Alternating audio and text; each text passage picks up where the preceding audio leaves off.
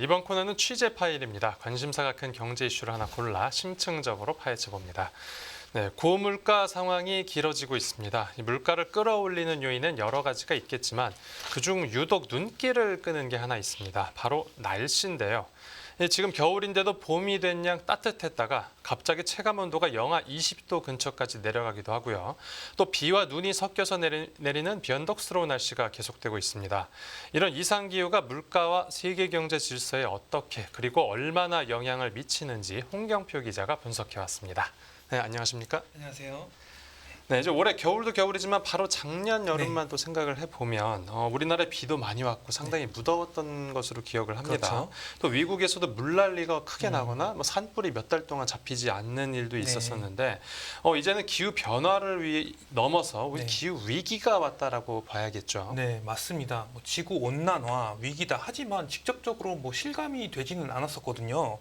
그런데 전 세계적으로 이상 기후가 빈번해지고 재난 피해가 속출하면서 이제 기후 위기가 현실화된 것 같습니다. 네네. 오늘도 상당히 우리나라 날씨가 겨울인데도 포근하죠. 유엔 사무총장은 지구 열대화 글로벌 보일링 시대가 도래했다고 경고하기도 했습니다. 네네. 이제 EU 기후변화 감시 기구는 지난해 7월에 지표면 평균 기온이 섭씨 16.95도를 기록했다고 발표를 했어요. 네. 이 관측이 시작된 1940년대 이후에 역대 월별 기록 가운데 가장 높았어요, 이게. 네네. 그리고 특히 이제 지난해 7월 초는 일별 세계 평균 기온이 섭씨 17도 선을 상회를 했어요. 이게 연일 최고치를 경신하면서 최소 10만 년 이내에는 없던 고온 현상이 이어진 것으로 파악이 됐습니다. 네. 지난해 전체로 봤을 때는 이게 또 12만 5천 년 만에 가장 더운 해로 기록이 될 것이다. 이렇게 연구 결과가 나왔고요. 네. 이와 함께 이제 다수의 국가에서 기록적인 폭염, 폭우, 가뭄, 산불 등 기상 재난 발생 빈도가 상당히 높았고요. 대규모 피해 사례가 속출을 했습니다. 지난해 보면 인도에서는 이제 45년 만에 기록적인 폭우와 산사태 피해로 600명 이상의 사망자가 발생을 했고요. 네.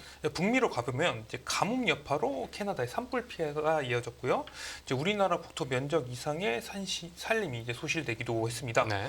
중국 신장 위구르 자치구의 지난해 7월 기온이 무려 섭씨 52.2도. 를 기록을 했어요. 그 역대 중국 최고 기온을 경신했고요. 네. 이 계절상 8월이 이제 겨울이잖아요. 남반구 같은 경우는. 네네. 그런데 30도를 웃도는 겨울에 이상 부온을 나타내기도 했죠. 50도가 넘는 곳에서 사람이 살 수가 있습니다. 그러니까요. 네. 네. 대체 이런 이상기후의 주요 원인은 뭡니까? 이게 지금 엘니뇨가 이상기후의 이제 주요 원인 중 하나로 이제 꼽히고 있습니다. 엘니뇨요. 네, 이 엘니뇨 현상은 이제 적도 열대 태평양 부근에 이제 동풍인 이제 무역풍이 약해지면서 네. 대류 현상이 이제 느려지면서 동태평양 이제 해역의 온수층이 이제 깊어지면서 발생을 합니다. 네네. 그러니까 설명을 해보면 순환이 원활하게 이루어져야 되는데 이게 잘 이루어지지 않을 때 일어나는 현상이고요. 네. 그러니까 쉽게 말하면 해수 온난화 현상이라고 볼 수가 있겠습니다. 이게 그 바닷물이 이제 해수면에 균일하게 퍼지면서 이제 전반적인 해수면 온도가 높게 평년보다 유지가 되는 것이죠. 세계 기상기구는 지난해 7월에 엘니뇨 발생을 공식적으로 선언을 했어요. 네. 지금 엘니뇨가 발생을 하고 있는 상황이고요. 엘니뇨 현상은 이제 전 지구적인 기후 영향력을 행사를 합니다. 네. 이제 각 지역별로 평년과는 다른 기상 여건을 만들어요. 이 엘니뇨가. 그 때문에 극단적인 이상 기후의 이제 발생 빈도가 상당히 높아지게 되는 것이죠. 네. 고온 가뭄을 유발하거나 폭풍, 폭우가 갑자기 막 몰아치는 지역도 발생하게 됩니다. 그리고 이제 피해 규모가 또 확대되는 게 이제 엘니뇨 자체가 지금 2에서 7년 주기로 오는 자연스러운 현상이라고 볼 수가 있어요. 자연적으로 봤을 때는. 네. 그런데 최근에는 이게 지구 온난화와 맞물리면서 이제 기상 이제 피해 수준이 더 커지고 있다. 이런 분석도 나오고 있고요. 네. 그리고 이제 엘니뇨 지구 온난화로 인해서 올해가 지난해보다 더 더울 것이다. 이런 전망도 상당히 나오고 있습니다. 네. 엘니뇨가 이제 계속 이어져서 다음 달에 정점을 찍을 것이다. 글로벌 기후 전문가들은 예견을 하고 있고요. 네네. 이에 따라 올해 상반기는 이제 더 더울 수 있다고 예상을 하고 있습니다. 작년에도 더웠는데 올해 더 덥습니까? 그렇죠. 그리고 지금 이렇게 기록적인 온도로 바다가 이렇게 데워졌으면은 네. 열을 방출하려면 수개월 이상 걸릴 것이라는 예상이 계속 나오고 있어요. 그래서 지구 기온 상승세가 쉽게 둔화하지는 않을 거다. 뭐 이렇게 예상하고 있습니다. 네. 그래서 지금 올해 기후가 더 덥고 뭐 엘니뇨가 계속 지속이 되니까 어떤 방식으로 튈지 잘 예측이 안 된다. 지금 이 기상 전문가들도 상당히 힘든 상황입니다. 네, 그러니까 해수 온도가 이제 중요하다고 네. 말씀을 하셨는데 그래서 이제 우리나라 연안에서도 뭐 예전에 잡히지 않던 물고기들이 그렇죠. 많이 잡히고 있다고 맞습니다. 하더라고요. 그래서 네. 그 가격도 내려가서 네. 그 생선들을 좀 싸게 먹을 수 있어서 좋은 것 같기도 하지만 네, 네. 네, 이제 길게 넓게 보면 그러면은 이제 이 또 힘든 조- 지역도 있죠. 네, 좋지만은 않은 것 네, 같습니다. 맞습니다. 네, 이상 기후가 발생하는 원인 이제 들어봤고요. 네. 이런 이상 기후 때문에 물가 상승 우려가 이제 커지고 있다는데 이걸 네. 에코플레이션이라고 하나요? 맞습니다. 네. 이 에코플레이션이라는 거는 에콜로지, 그러니까와 인플레이션 합성어로 환경적 요인에 따른 물가 상승을 의미합니다. 네. 지금 이상기후 현상이 전 지구적으로 발생을 하고 있잖아요. 뭐 국지적으로 어디만 발생하는 게 아니라 이 때문에 전 세계 곡물 생산지의 농업 기상 악화로 농산물 작황에 부정적 영향을 주게 되는 것이죠. 우선 인도를 보면은 여기 인도가 설탕 생산량의 한 18%를 차지를 해요. 네. 그래서 인도 기후가 이상하면 설탕 음. 가격도 상당히 영향을 많이 주게 되는 것이죠. 어. 네. 그런데 엘니뇨로 인해서 이번에 인도에서 기상 이변이 발생을 했습니다. 네네. 이 설탕 원료가 되는 사탕수수 성장기에는 강우량이 부족하고 수확기에는 폭우가 내려버렸어요. 아이고. 그래서 인도가 이제 자국 이제 설탕 부족을 막기 위해서 설탕 수출량을 제한을 걸었습니다. 아. 이 때문에 뭐 전 세계 설탕 가격이 11년 만에 최고 수준으로 오르기도 했는데 네. 뭐 설탕 원료로 쓰는 과자, 빵, 아이스크림 등 가격이 따라오르는 슈거플레이션으로 보셨죠. 네네네. 이게 인도의 어떤 설탕 아. 영향이 상당히 큽니다. 네네. 뭐 전반적인 물가 상승 요인도 있겠지만요. 네. 그리고 또 옥수수와 대두 산지인 미국 중서부에서 가뭄이 또 발생을 했어요. 네. 그래서 옥수수하고 대두 생산량이 줄고 있습니다. 아. 또 캐나다 북미 밀 주산지거든요. 여기도. 네. 그래서 뭐 가뭄과 이상 건조 비율이 높아지면서 이제 곡물 수확량과 품질이 낮아져서 이제 가격 상승에 또 요인이 되고 있죠. 밀 같은 네, 그렇죠. 밀빵 가격이 이제 오르는데 영향을 주겠네요. 그렇죠, 그렇죠. 그리고 지금 우크라이나와 러시아 전쟁 때문에 또 밀 가격이 올랐는데 아, 그렇죠. 이런 기후 영향도 밀 가격에 영향을 지금 주고 있는 상황입니다. 네. 그리고 유럽 또한 EU 회원국의 지금 40%가 건조 경보 상태예요.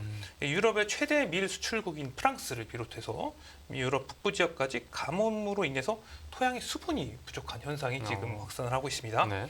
거기다 지금 뭐 대표적 쌀 생산지 인도, 중국, 파키스탄을 포함한 이제 아시아 신흥국에 홍수가 또 발생을 했어요. 네네. 그러다 보니까 쌀도 지금 공급이 부족해진 상황이고요. 이 같은 이제 수급 불균형으로 곡물 가격이 계속해서 치솟으면서 네. 이 에코플레이션의 전 지구적인 현상이 돼버린 상황입니다. 네. 그리고 이제 조금 다른 이야기를 해보자면 네. 이 이상 기후가 그 글로벌 에너지 시장의 어떤 교란 요인으로 작용할 수 있다라는 네. 지적도 있다고 하는데 네. 이게 어떤 내용입니까? 맞습니다. 이 이상 기후가 이제 글로벌 에너지 시장의 시장 교란, 그러니까 불균형, 수요 불균형을 초래할 수가 있어요. 이게 왜 그러냐면 이전 세계에 발생한 기록적 폭염으로 지금 냉방 전력 수요가 급증을 하고 있습니다. 아. 그 미국 텍사스 지역을 보면 뭐 지난해 6월 이제 발전력 가스 소비가 과거 3년 평균 대비 한 20% 증가했어요. 네.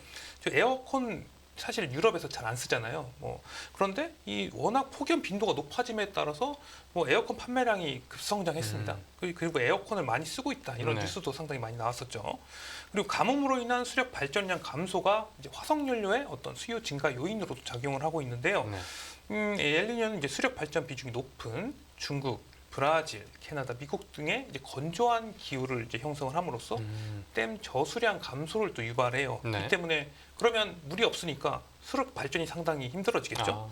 아. 그러면 수력 발전을 못 하니까 천연가스나 어떤 대체 발전원의 수요가 증가함으로써 이제 에너지 가격을 또 끌어올리게 되는 요인이 되는 것입니다. 네. 그 먼저 수력 발전에 영향을 줄 수 네. 있는 거고 또 어떤 영향을 또 줄 수 있는 거죠? 이게 지금 바이오 연료에도 영향을 줄 수가 있습니다. 아까 말씀드렸을 때 그 옥수수나 뭐 밀 가격도 상당히 영향을 많이 받는다고 했잖아요. 네네. 이 기후 때문에 이 지금 바이오 연료 수급 악화에 따른 화석 연료의 어떤 그 대체 수요 가능성이 있습니다. 아. 이제 글로벌 탄소 중립 확산에 세계 각국이 지금 기존의 화석 연료에 대한 의존도를 낮추고 네. 친환경 연료로 이제 에너지원을 대체하는 데 주력을 하고 있는데요. 그렇죠. 네, 그래서 이 바이오 에탄올은 또 옥수수로 생산을 하고 네. 바이오 디젤은 콩으로 생산을 하니까 이런 바이오 연료들, 그러니까 곡물을 이용한 바이오 연료 소비가 빠르게 증가를 하고 있어요. 네. 그런데 이제 이상기후 피해로 국제 곡물 가격이 급등했을 때 그러면 바이오 연료의 어떤 수급 안정성도 떨어지지 않겠습니까? 그렇죠. 네, 그래서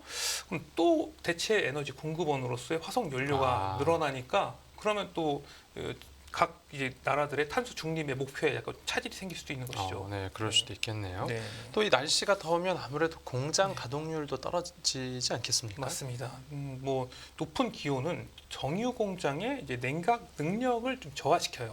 그러다 보니까 원유 처리량이 줄어들고요. 네네. 가동률도 하락을 하게 됩니다. 그리고 지금 화석연료 생산할 때는 뭐 전기 공장도 마찬가지고 물을 상당히 많이 씁니다. 예. 뭐 냉각할 때도 그렇고요. 그러니까 가뭄이 발생하면 여기에도 영향을 미치게 되는 거예요. 지난해 5월에 그 현상이 실제로 발생을 했는데 미국 정유 공장 4곳 이상에서 이 화재가 발생했고 네네. 정전과 유지 보수가 필요해서 가동을 멈춘 시설 동안 7곳에 이제 육박해서 이례적으로 많은 고장 사례도 발생을 했습니다. 네, 이제 여러 가지 뭐 에너지 관련 이제 영향을 들어봤는데 네. 그 외에도 이 기후 변화가 어떤 시장에 또 영향을 줄 수 있겠습니까? 이게 이상 기후가 산업용 광물 시장에도 또 영향을 줄 수가 있습니다. 광물이요. 그러니까 에너지, 뭐 광물, 곡물 다양하게 지금 영향을 주고 있는 것인데요. 예. 지금 이게 구리 등 비철 금속은 이제 그 철광석에 비해서 매장량이 좀 적어요. 여기가 특정 지역하고 국가에 편중이 돼 있는데 네네. 이 주요 채굴 여기 국가들이 엘니뇨에 직접적인 영향권 내에 분포를 하고 있습니다. 네. 특히 지금 전 세계 구리 채굴량의 한 38% 가량 밀집된 중남미, 칠레, 페루 등이 이제 적도 태평양 근처에 위치를 하잖아요. 네네. 남미 이쪽에. 그래서 엘니뇨 발생 시에 폭염과 호우 발생 가능성이 상당히 높아요. 예. 실제로 이제 칠레에서 지난해 6월에 1993년 이후에 최대 규모의 홍수가 또 발생해 버렸습니다. 그래서 국가 비상사태가 선포가 됐고 주요 광산 이제 가동이 중단되고 이제 채굴 작업에 차질이 또 발생했어요. 네네. 그래서 또 가격 상승에 영향을 줬고요. 네. 세계 최대 니켈 생산국인 인도네시아 또한 가뭄 피해로 재련용 이제 수력 발전에 상당히 차질이 발생을 하기도 했습니다. 네, 이 에너지 부문에까지 미치는 영향을 네. 들어봤고 끝으로 그 기후 위기가 국제 금융 시장에 미치는 영향도 짚어주시죠. 네, 맞습니다. 정리를 해보면 지금 기상 이변의 파급 효과가 곡물뿐만 아니라 가공식품, 에너지, 광물 등에도 이제 광범위하게 영향을 미치게 되는데요. 네네. 이는 이제 기업의 생산 비용 증가와 직결이 돼요. 그러다 보니까 물가 상승을 자극하는 요인이 될 수가 있습니다. 네. 또 식품과 에너지 부분에 발생한 이 인플레이션이 임금과 서비스 물가도 또 자극할 수 있어서 이 경제 전반의 물가 상승을 부추길 수가 있고요. 네네. 또 이 기후 리스크가 그러면 중장기적인 물가 위험 요인이 되고 또 불확실성이 커지지 않습니까? 그러면 글로벌 중앙은행들의 어떤 금리 인하를 어렵게 만들게 됩니다. 네네. 이 통화 정책의 이 기후가 제약 요인이 되는 것이죠. 지금까지 지금 물가를 잡기 위해서 고금리를 바탕으로 해서 중앙은행들이 이제 돈을 빨아들였는데 네네. 이 고물가가 지속이 되면 고금리 기조를 유지할 수밖에 없습니다. 올해는 이제 글로벌 중앙은행들이 글로벌 통화 긴축을 종료할 것이다. 뭐 이런 전망이 계속해서 나오고 있지 않습니까? 네.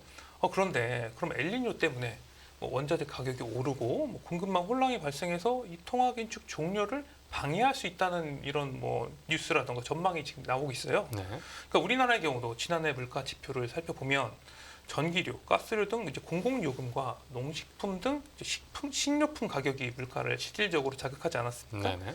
지금 방금 말씀드렸던 이런 지표들이 다 엘니뇨와 영향이 있는 겁니다. 에너지와 식품 가격이니까요.